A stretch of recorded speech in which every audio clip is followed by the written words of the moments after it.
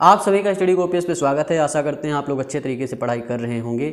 यहाँ पर हम बात करेंगे पुलिस वेरिफिकेशन की कि समीक्षा अधिकारी का पुलिस वेरिफिकेशन कैसे होता है। अगर आपने कोई क्राइम कर दिया है जिस पर एफआईआर आपकी हो चुकी है पुलिस में, तो क्या आपको ज्वाइनिंग नहीं मिलेगी, या आपने ऐसा क्राइम किया था जिसके बारे में हाई कोर्ट ने आपको दोष मुक्त करार दिया है, तो क्या उस पर ज्वाइनिंग नहीं होगी। तो ये सारी बात यहाँ फिलहाल करेंगे। देखिए, टाइम आपके पास बहुत कम बचा है यूपीपीएससी आरओ के लिए। सिर्फ और सिर्फ आज से जोड़ेंगे तो 60 दिन बचे, यानी 2 महीने का समय है आपके पास। अब आप कुछ भी पढ़ें, उससे ज़्यादा इंपॉर्टेंट चीज़ ये है कि आप क्वेश्चन आंसर की प्रैक्टिस करें जो लोक सेवा आयोग ने पूछे हैं पिछले 20 सालों में, या जो उसका लेटेस्ट ट्रेंड और पैटर्न चल रहा है उस पर बेसिस जो क्वेश्चन आंसर है वो अगर आप सॉल्व करते हैं तो आप सिलेक्शन 100% ले सकते हैं। 12 सितंबर से हमने डीपीएस प्रोग्राम लॉन्च किया था। डीपीएस यानी डेली प्रैक्टिस सेट प्रोग्राम। उसमें क्या है, 41 प्रैक्टिस सेट हमारी आ चुकी हैं। जैसे आप ये ग्रुप ज्वाइन करते हैं हम आपको 41 प्रैक्टिस सेट प्रोवाइड करवा देंगे। अगर आप काउंट करेंगे 100 प्रैक्टिस सेट में तो ये मान के चल सकते हैं कि आंसर की को भी इंक्लूड करते हैं तो 20,000 के करीब क्वेश्चन आंसर आपके तैयार होंगे। और इसमें पूरा सिलेबस कंप्लीट करवाया गया है। लोक सेवा आयोग के पिछले 20 सालों तक के क्वेश्चन आंसर डाले गए हैं। जो उसका लेटेस्ट ट्रेंड और पैटर्न है उसके हिसाब से भी इसमें क्वेश्चन लगातार डाले जा रहे हैं जो भी आने वाली प्रैक्टिस सेट है।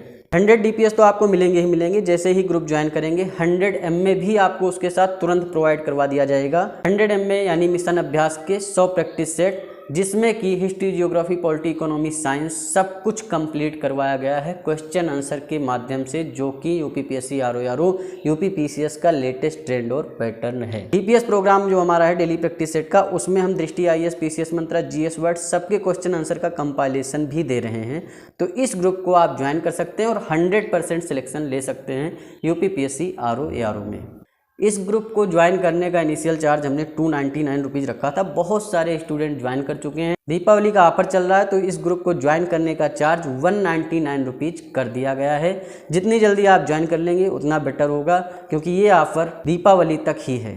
टोटल 200 प्रैक्टिस सेट अगर आप लगा लेते हैं ना, तो ये मान के चलिए कि इन 2 महीनों में भी आप सिलेक्शन ले सकते हैं। जो भी एस्पिरेंट ग्रुप ज्वाइन करना चाहते हैं वो इस व्हाट्सएप नंबर पे हमें मैसेज कर सकते हैं। देखिए, पुलिस वेरिफिकेशन की बात करें उससे पहले बात करते हैं कि किस तरीके के ऑफेंस होते हैं। 2 तरीके के ऑफेंस होते हैं, यानी अपराध होते हैं। कॉग्निजेबल ऑफेंस होता है, एक होता है non cognizable offence. Cognizable Hindi में कहें तो संज्ञेय अपराध है। नॉन कॉग्निजेबल यानी असंज्ञेय अपराध। देखिए, कोई भी आप अपराध करते हैं तो उसकी एफआईआर लिखी जाती है। एफआईआर के बाद इन्वेस्टिगेशन होती है, तो इन्वेस्टिगेशन के लिए भी पुलिस को मजिस्ट्रेट से अनुमति लेनी पड़ती है कि भाई ये कांड इसने कर दिया है तो हमें आप अनुमति दीजिए, हम इसकी इन्वेस्टिगेशन करेंगे। उसके बाद इन्वेस्टिगेशन होती है। उसके बाद गिरफ्तार करने के लिए भी बिना मजिस्ट्रेट की अनुमति के पुलिस आपको गिरफ्तार नहीं कर सकती है। देखिए, जो कॉग्निजेबल ऑफेंस होते हैं उनका एक मानकीकरण है कि 3 साल के ऊपर कोई सज़ा है तो वो आपका कॉग्निजेबल ऑफेंस में आता है। अब कौन कौन से ऑफेंस होते हैं जो कॉग्निजेबल होते हैं और नॉन कॉग्निजेबल होते हैं। देखिए, कॉग्निजेबल ऑफेंस की बात करें तो जैसे आपका मर्डर है, किडनैपिंग है, रेप है, थेफ्ट है, यानी चोरी भी अगर किसी ने की है तो वो भी आपका संज्ञेय अपराध की श्रेणी में आता है। उसमें भी पुलिस बिना मजिस्ट्रेट की अनुमति के आपको गिरफ्तार कर सकती है और 3 साल से ऊपर आपको सजा हो सकती है। दहेज प्रथा का मामला है कि दहेज प्रथा में आपने उत्पीड़न किया है तो भी एक संज्ञेय अपराध में आता है। लेकिन नॉन कॉग्निजेबल ऑफेंस क्या होते हैं, असंज्ञेय अपराध। जैसे आपने किसी की धार्मिक भावना को ठेस पहुंचाया है, किसी को गाली दे दी है, किसी को थप्पड़ मार दिया है, किसी के साथ चीटिंग कर ली है, किसी का मानहानि कर दिया है, तो ये सब क्या है, ये सब असंज्ञेय अपराध की श्रेणी में आते हैं। इसके लिए पुलिस सबसे पहले एफआईआर दर्ज करती है, फिर मजिस्ट्रेट की अनुमति से इन्वेस्टिगेशन करती है। उसके बाद में गिरफ्तार करने के लिए भी मजिस्ट्रेट की अनुमति चाहिए होती है। तो ये असंज्ञेय अपराध की श्रेणी में आता है। तो यहाँ आप बेसिक अंतर समझ गए होंगे कि अगर आपने कॉग्निजेबल ऑफेंस किया है तो फिर आप समीक्षा अधिकारी नहीं बन सकते हैं, किसी भी कीमत पे नहीं बन सकते हैं। आपने परीक्षा दी है, कुछ भी किया है, उसके बाद भी आपको बाहर का रास्ता दिखा दिया जाएगा। लेकिन जाहिर सी बात है, आप 302 के मुजरिम हैं, उसके बाद में सेक्शन ऑफिसर ने कहा भैया ये काम कर लो यार, थोड़ा गलत तरीके से उसने कह दिया, तो क्या आप उसका मर्डर ही कर देंगे। तो इसलिए जो भी संज्ञेय अपराध की श्रेणी में चीज़ें आती हैं, आपने चोरी की है, ऐसा कोई आपका एफआईआर दर्ज है, आपको सज़ा हुई है, तो फिर आपकी ज्वाइनिंग नहीं होगी। अगर आपके ऊपर ऐसा कोई एफआईआर दर्ज किया गया है, उसके बाद हाई कोर्ट ने आपको दोष मुक्त करार दे दिया है, तब जाके आपकी ज्वाइनिंग हो सकती है। और उसमें भी बहुत सिस्टम बनाना पड़ेगा। लेकिन जो भी आपके आसंज्ञेय अपराध हैं उनके ऊपर FIR दर्ज भी हुई है, तो थोड़ा बहुत इधर उधर सिस्टम होगा, लेकिन ज्वाइनिंग आपकी हो जाएगी। तो ये सारी चीज़ें आप समझ गए होंगे। अब पुलिस वेरिफिकेशन कैसे होगा इसके बारे में बात करते हैं। देखिए, सबसे पहले आपका प्री एग्ज़ाम होगा, मेंस होगा, उसके बाद डॉक्यूमेंट वेरिफिकेशन होगा, उसके बाद सारी लिस्ट जो है सचिवालय प्रशासन को लोक सेवा आयोग प्रोवाइड करवा देगा कि भाई ये लोग हैं, इनके साथ जो करना है आप करिए, हमने सब चेक कर लिया, बढ़िया इंसान है और इन्हें आप ज्वाइनिंग दे सकते हैं। तो सचिवालय प्रशासन आपका मेडिकल करवाता है और पुलिस वेरिफिकेशन कराता है। मेडिकल वाला वीडियो हमने ऑलरेडी बना दिया है, डिस्क्रिप्शन में लिंक है, जा करके देख सकते हैं। अब पुलिस वेरिफिकेशन के लिए सचिवालय प्रशासन जो होता है 2 लेटर जारी करता है। एक लेटर आपके ज़िले में जो आपके SP होते हैं, IPS ऑफिसर होते हैं, उनको जारी किया जाता है कि ये फलाना शहर का या फलाना गांव का लड़का है, इसका फलाना थाना लगता है, इसकी जांच करवाइए और इसके बारे में पता करिए, इसने कोई अपराध तो नहीं किया है, इसका कैरेक्टर कैसा है, ये सारी चीज़ें आप पता करके हमें बताइए।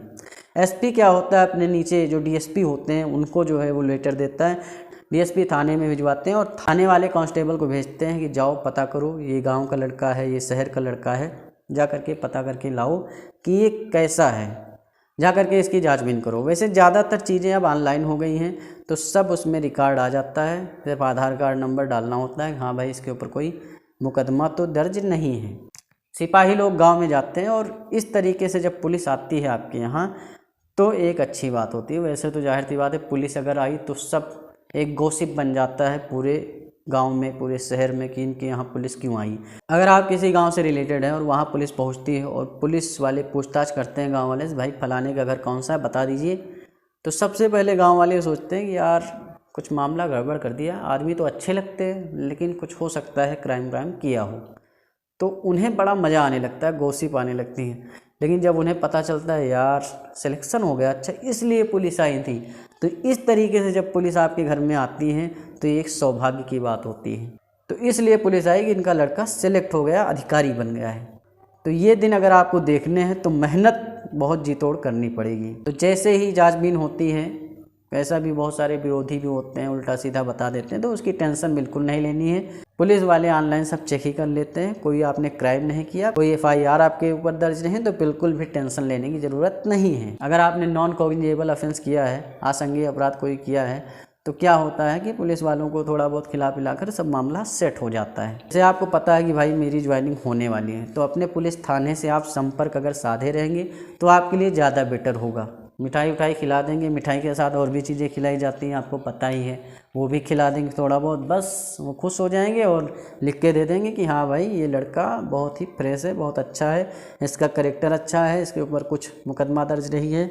और ये चीज़ वो अपने आगे वाले DSP को पकड़ा देंगे, DSP आपके SP को पकड़ा देगा, SP सचिवालय को बता देगा, बस ये बहुत बढ़िया लड़का है, इसे आप ज्वाइनिंग दे सकते हैं। तो ये प्रोसेस होता है पुलिस वेरिफिकेशन का। देखिए, एक लेटर तो SP को दिया जाता है, वहाँ जांचबीन होती है पुलिस के माध्यम से। एक होता है आपका लोकल इंटेलिजेंस यूनिट यानी LIU के तहत, उसमें जो लोकल इंटेलिजेंस यूनिट होती है वो अपने तरीके से गुप्त तरीके से आपकी जांचबीन करेगी, पड़ताल करेगी और पूरे इंडिया लेवल पे जांच करेगी। मान लीजिए आप यूपी में बहुत बढ़िया हैं, यूपी में आप सही हैं, किसी अदर स्टेट में कोई क्राइम करके चले आए हैं, तो उसकी जाँच भी वो करती है। उसके बाद में सारी रिपोर्ट सचिवालय में सबमिट कर दी जाती है, आपको पता नहीं चलेगा, वो गुप्त तरीके से होता है, जासूसी होती है आपकी, ये मान के चल सकते हैं। बढ़िया नंबर लाएंगे, सिलेक्शन लेंगे, तभी आपकी जासूसी होगी, उससे पहले जासूसी हो नहीं सकती है। तो पढ़ाई जी तोड़ करिए। तो ये मामला होता है, LIU अपनी रिपोर्ट दे देती है, SP साहब भी पहुंचा देते हैं, बस सब कुछ सही है, आपने कोई अपराध नहीं किया। जाहिर सी बात है, पढ़ने लिखने वाले स्टूडेंट है तो क्या ही अपराध करेंगे। सचिवालय प्रशासन देख लेता है आप बहुत बढ़िया इंसान है, बस आपको ज्वाइनिंग दे देता है। देखिए, समीक्षा अधिकारी अगर आपको बनना है, टाइम आपके पास बहुत कम है, 2 ही महीने का समय बचा है और इसमें आप सिर्फ और सिर्फ प्रैक्टिस सेट लगा करके ही सिलेक्शन ले सकते हैं, क्योंकि जितना ज़्यादा क्वेश्चन आंसर का फ्लेवर चखेंगे उतना ही ज़्यादा आप सिलेक्शन के करीब जाएंगे। तो DPS प्रोग्राम आप ज्वाइन कर सकते हैं। 200 प्रैक्टिस सेट आपको सिर्फ 199 रुपीज़ में मिल रहा है दीपावली ऑफर के तहत।